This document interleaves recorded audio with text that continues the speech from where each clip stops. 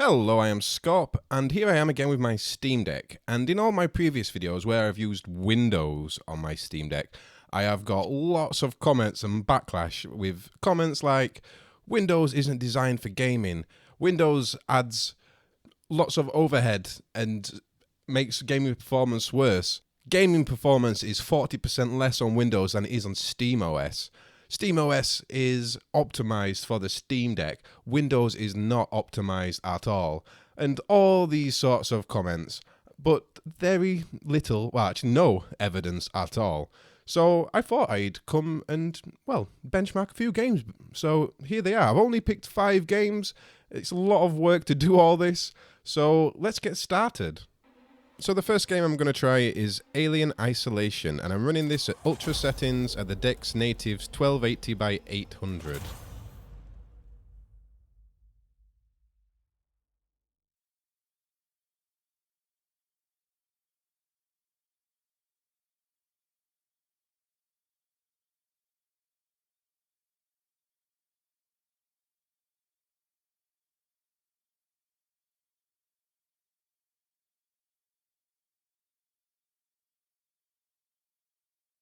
And as you can see, for the most part, they're very similar, but Windows 11 just nudges ahead slightly, maybe 5 to 10 frames sometimes, sometimes none.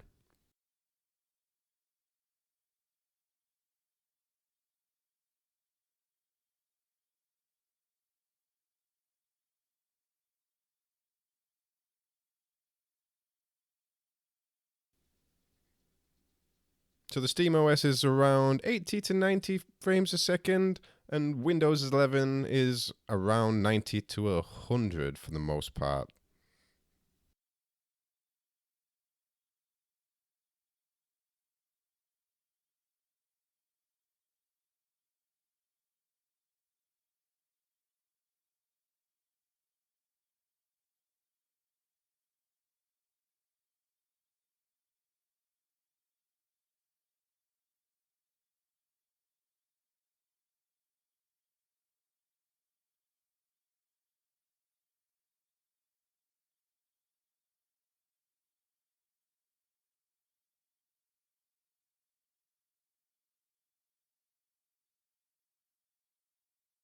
So if you were to VSync this at the screen's 60 Hz, 60 FPS, then either OS, you're not going to see any difference in gameplay. And you really should be VSyncing or capping the frame rate at 60 anyway. You're not going to see any difference or notice any difference.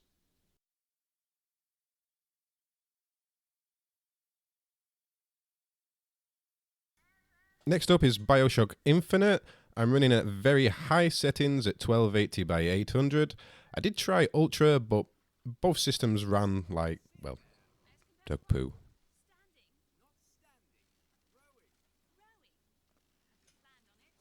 Do note I'm not using the game's built-in benchmarking utility because it just won't run on Linux. For me anyway, it won't run on Linux. So I'm just using the beginning level. It's not very representative of the entire game, but it is on Rails, so at least the capture is exactly the same. So they're comparable.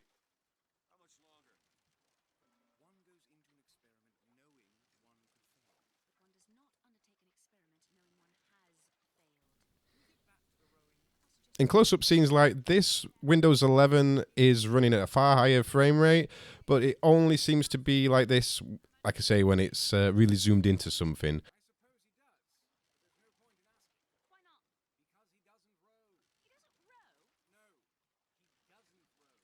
For the most part, in bigger scenes, Windows 11 is still, well, 10 to 20 frames higher than SteamOS.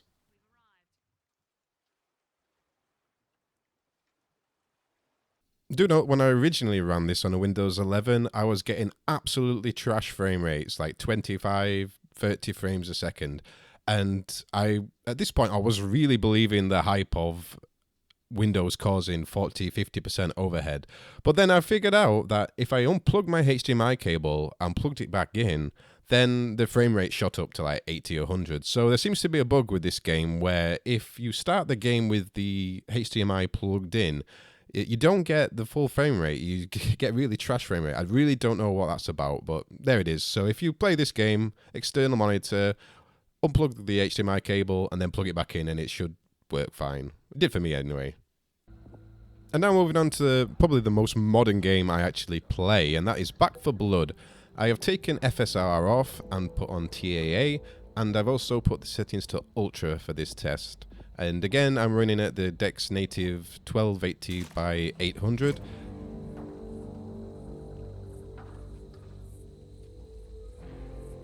Do note this game doesn't have any sort of built-in benchmarking utility or any sort of set pieces that I can record, so I've tried to play the game exactly the same way twice. So it won't be exactly the same, but at least it's very similar.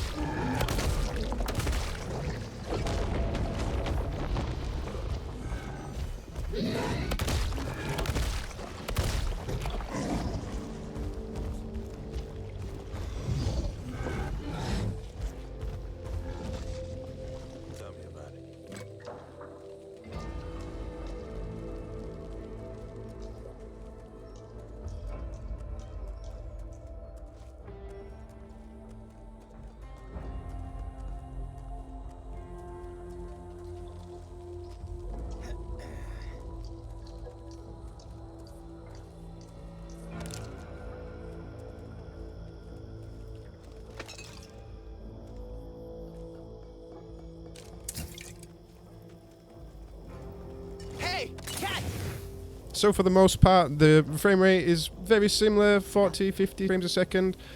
And there's not much difference between them, but Windows 11 does just nudge ahead in most scenarios. And like I mentioned previously, you shouldn't really be playing any game at ultra settings with an uncapped frame rate.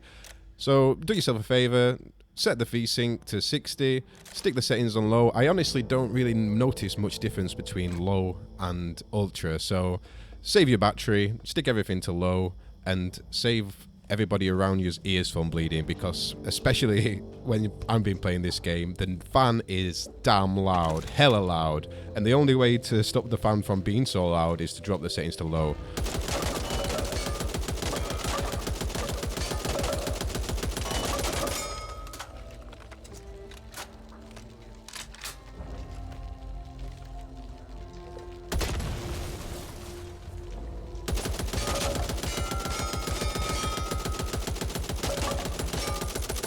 So here you can see both are about the same, about 75 each side. So yeah, capping that frame rate to 60 is going to make it no difference at all between the two systems.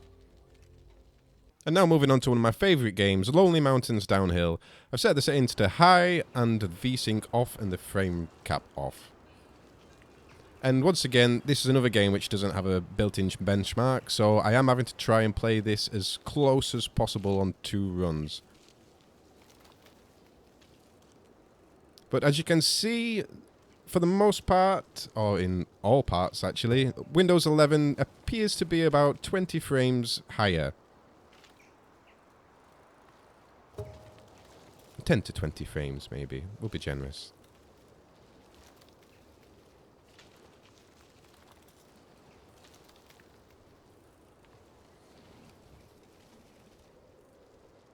And once again, like I keep saying, there's not a lot of difference between high and medium settings at this size screen. So save your battery, drop the settings, turn on the VSync or your frame cap, whichever you prefer, to 60, and either system, you are not going to notice any difference whatsoever.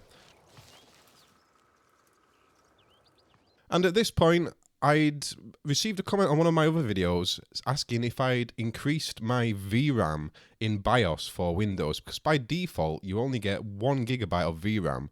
So I went into the BIOS and found the setting called UWA and changed the setting from 1 GB to 4 GB. So now we're moved into a 4-way comparison with Shadow of the Tomb Raider, all the settings on high, native resolution again, and Windows 11 I'm benching twice, once with the VRAM set to 1 GB and once with 4 GB.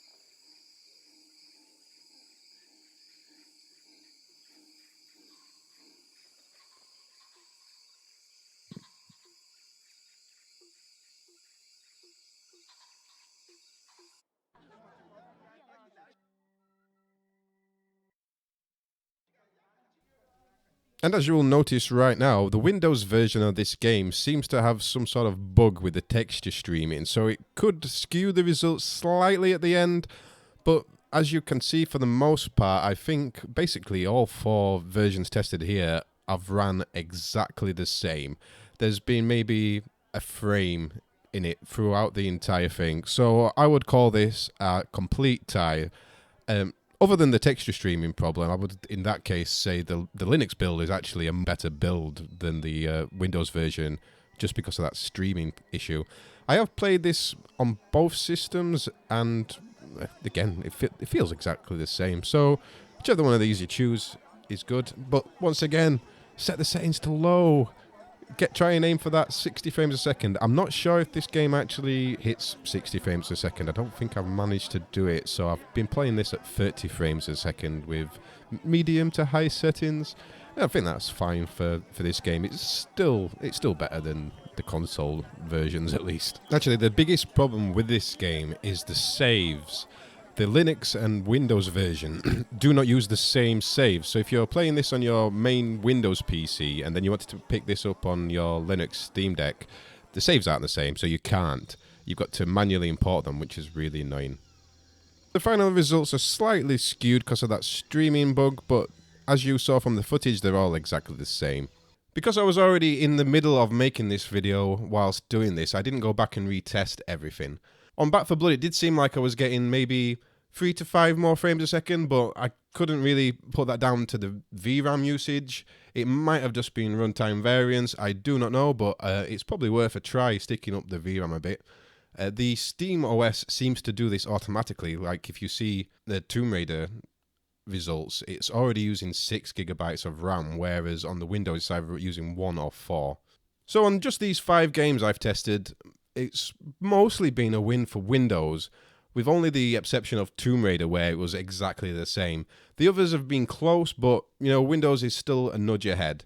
So I can't speak for every single game in your library. Of course, I think some will definitely run better on Linux, but these comments of Windows isn't designed for gaming, I'm calling it now, it's complete and utter bullshit. So please stop spreading all these lies and just look at the evidence. Yeah, just look at some videos, comparisons between SteamOS and Windows 11, like mine or someone else's. Hopefully other people see this video and decide to do their own tests.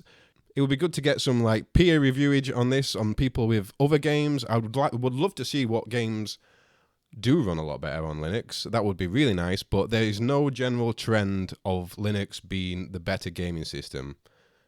Look, I'm not here to trash SteamOS at all. I think SteamOS is a great thing, and I really hope it goes on to do great things. Because as you can see, well, I'll show you right now. I've dual booted my Steam Deck. I gave it 47 gigabytes of the internal drive, as much as I could possibly give it, and it's already full with just Windows, Steam, the drivers, and I managed to fit the Oculus software on there, and that is about it. And it was a very, very much a struggle to do that. So yeah, Windows is very bloated for this system. SteamOS takes up like 10, maybe 15 gigabytes, and that's because it's on the system twice.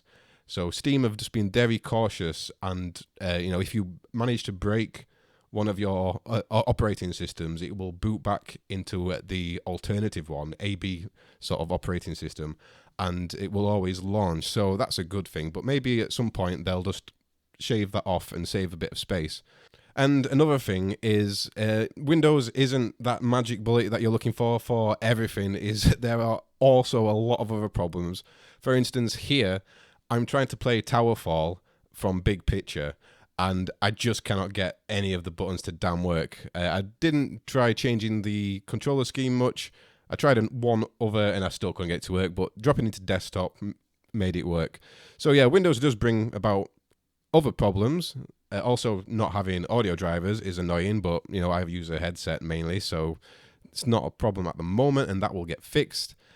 But in general, I would say stick with the SteamOS. It is nice and lean.